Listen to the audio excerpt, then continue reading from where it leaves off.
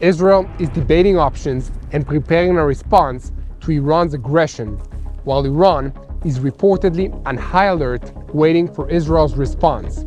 Meanwhile, ordinary Iranian citizens are demonstrating against the Ayatollah regime and demanding that there not be a war, as we all wonder if anyone will listen to them.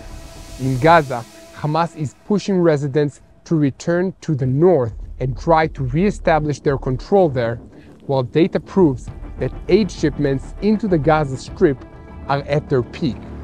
Meanwhile, everyone is wondering when the IDF will enter Rafah in Gaza. I'm Yair Pinto, and this is your Boots on the Ground report about what is happening in Israel on this 193rd day of the war against Hamas, Hezbollah, Iran, and all of Iran's proxy groups, including the Houthis in Yemen and all the Shiite Muslims in Iraq and Syria. Today I'm coming to you from the northern border between Israel and Lebanon. Did you listen to the list of all the enemies that Israel is at war with? And they say there's no regional war in the Middle East. After the Iranian attack early Sunday morning, Foreign Minister Israel Katz held talks with the foreign ministers of France, Great Britain, Egypt, and several other countries.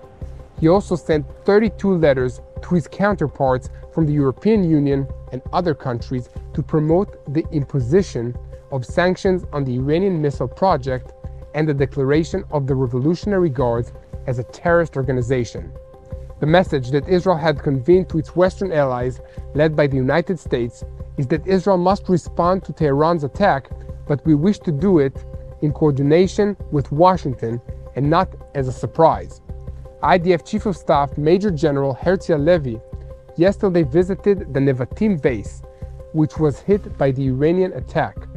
During his visit, he declared that this launch of so many missiles, cruise missiles, and UAVs into the Israeli territory will be met with a response. Iran will face the consequences for its actions. We will choose our response accordingly. Look, Israel is aware of the international pressure on it to avoid responding to Iran's attacks, but we make sure to convey messages to our allies that we are not interested in bringing the region to war and do not want to crack the international coalition that was formed the night of the attack. Meanwhile, in the Iranian media, it was reported that in Tehran they are preparing for any reaction from Israel. Among other things, it was noted that the overwhelming response will be given right after the Israeli response, including a threat to use weapons they've never used before. The goal in Israel is clear: to exact a price from the Iranians after an attack that included the unprecedented firing of more than 300 missiles and UAVs. Such an attack will prove to Tehran that Israel can reach anywhere and damage its assets. The response may surprise, but one country will certainly not be surprised this time: the United States. In Jerusalem, they pledged to the Americans that this time, unlike the attacks in Damascus attributed to Israel, and in which Hassan Mahdavi was killed, they would be informed ahead of time. This will ensure that the American forces would not be harmed if the Iranians attacked them in response, as Tehran had threatened on several occasions. After the assassination of a senior Revolutionary Guards officer in Damascus, the U.S. was outraged that Israel informed them of the attack at the last minute. American Defense Secretary Lloyd Austin has spoken 3 times since last Saturday with Defense Minister Yoav Gallant. On Saturday before the attack, they spoke twice, and on Sunday, once more. Gallant explained to Austin the Israeli consideration in the decision to respond. Against the backdrop of all this international pressure, a senior American official has clarified that US President Joe Biden will not stop Prime Minister Netanyahu from attacking Iran. The president himself said on the sidelines of a meeting with the Iraqi Prime Minister, "I am committed to Israel's security and also to the protection of American interests and partners in the region, including Iraq." Let's shift our focus now to the ordinary Iranian people. the middle class and those with low income bear most of the burden of the current economic distress in Iran. Inflation in Iran is over 50%. Electricity, food, and housing prices are rising, and the value of the Iranian currency has been in free fall for years. As of this morning, it will take over 42,000 Iranian reals to equal to the value of $1. Despite the terrible quality of life Iran's regime has given their people, while they recklessly pursue unnecessary conflicts with Israel and the West, the regime still has some domestic support. Shortly after the attack this weekend, Iran's state television broadcast a small demonstration held in several cities to show support for the regime's unprecedented attack. The demonstration included the traditional chants of death to Israel and death to America, as well as other traditional activities such as burning US and Israeli flags. But there's no way to hide the fact that a large majority of ordinary Iranians are fed up with the regime and are ready for a change. The Islamic Revolutionary Guards Corps, which amongst other things serves as the enforcers for the regime, issued a threatening message yesterday in which they warned against any publication of pro-Israel posts on Iranian social media networks. This warning came after opponents of the regime in Iran and abroad expressed their support for Israel online. The general sense of anxiety felt in Iran in recent days only increased when several foreign countries began evacuating the families of diplomats as they did during the Islamic Revolution in 1979 or around the outbreak of the war with Iraq in 1980. If foreign citizens leave Iran, it is a sign that Iran is under attack. This is according to a Tehran resident that stated to international media outlets. He added his prediction that we will become more isolated, more miserable. As the IRGC in Iran is trying to stamp out the truth, I would like to take this opportunity to ask you to help us spread the truth. Share this video on YouTube and follow us on social media. Please also take a moment to click the follow button for our channel and subscribe so that together we can give the truth a proper place. While everyone was dealing with the missiles from Iran, the war against the terrorist organization Hamas continues. Hamas eliminated any chance of a hostage deal on Monday, as they are now offering to release only about 20 abductees in exchange for a 6-week ceasefire. This is about half the number of abductees originally included in the plan. Beyond that, an Israeli official noted that Hamas has begun giving the mediators ridiculous excuses to explain the reduction of the number of hostages they are willing to release. For example, Hamas claims that some of the abductees included in this part of the deal, women, men over 50, and men in serious medical condition, are no longer alive or are not in their hands. Also, they have increased the number of Palestinian security prisoners held in Israeli jails that they want to be released in exchange for the Israeli hostages. The Israeli officials noted that in their answer to the mediators, Hamas divides the agreement into several phases and binds them together. Hamas conditions the implementation of a phase-by-phase, providing international guarantees to end the war already in phase 2 of the deal, said the Israeli official. According to him, Hamas also demands the withdrawal of IDF forces from large areas in the Gaza Strip already in phase 1, allowing the full return of Palestinians to the northern part of the Gaza Strip and full freedom of movement in the entire strip starting from phase 1 of the deal. Look, there is not even a single clause in which Hamas approves or accepts the position of the mediators. Hamas took the entire proposal and changed it from the ground up to double and triple their demands.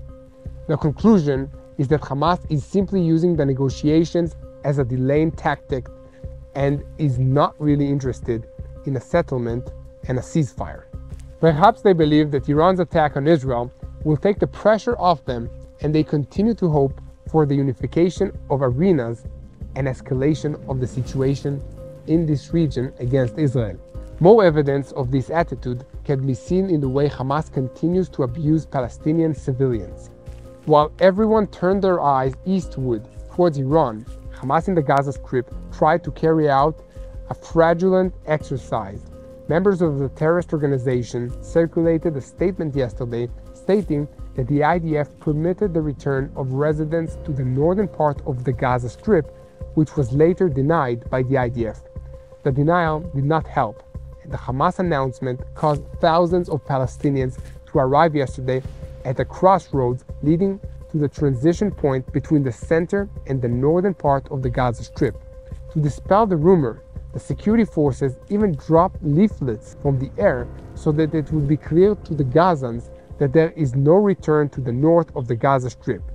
At the height of the event, when the IDF recognized that thousands of Palestinians were coming to the crossroads, a deterrent shot was fired, from which, contrary to the Palestinians' claim, no Gazans were harmed. This morning, hundreds of Palestinians had already arrived at the crossroads, but they retracted their steps after realizing that crossing was not possible. Let us recall that the issue of the return of Gaza residents to the north is one of the elements that are considered more problematic in the negotiations for a hostage deal and the ceasefire.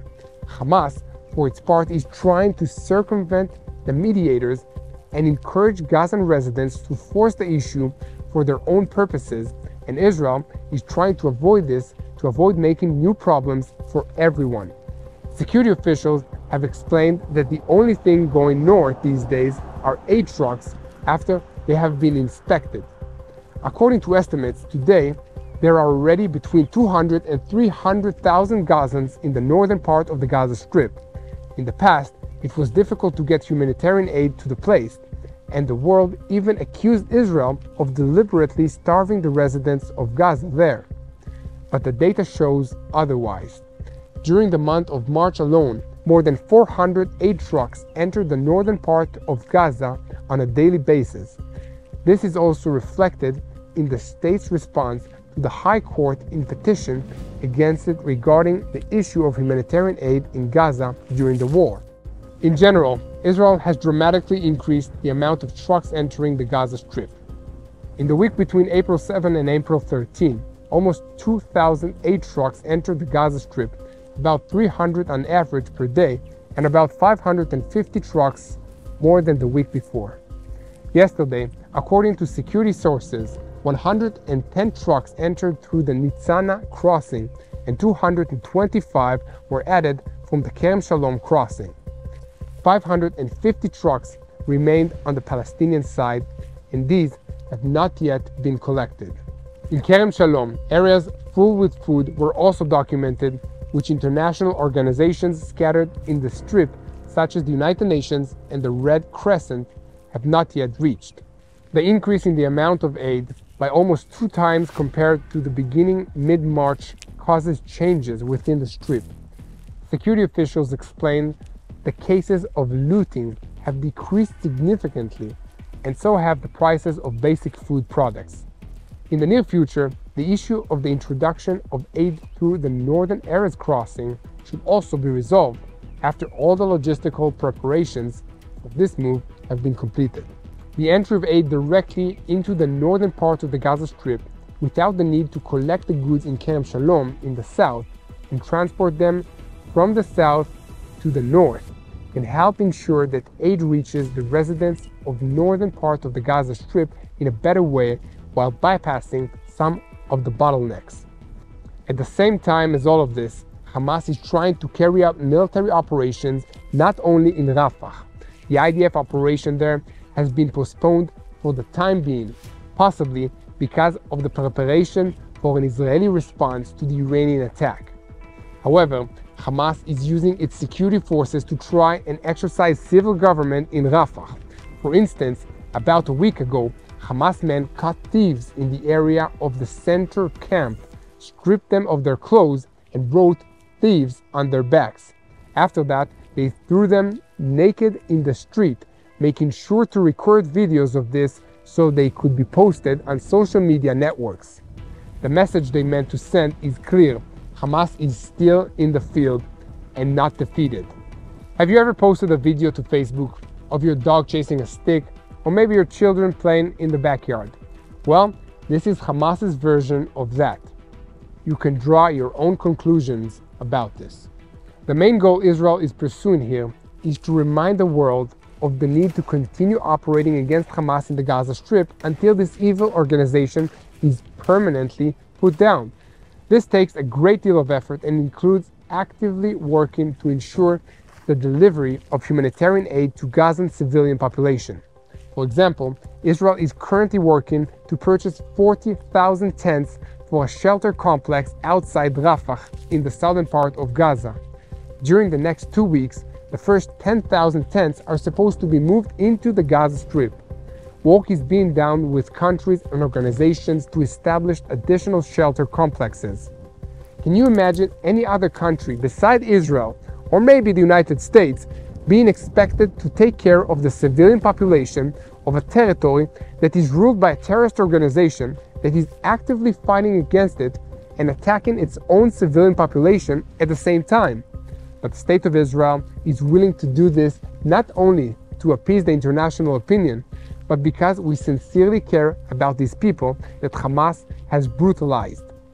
We are a democratic country that also takes care of our enemies, always take care to uphold international law, and preserves compassion and humanity.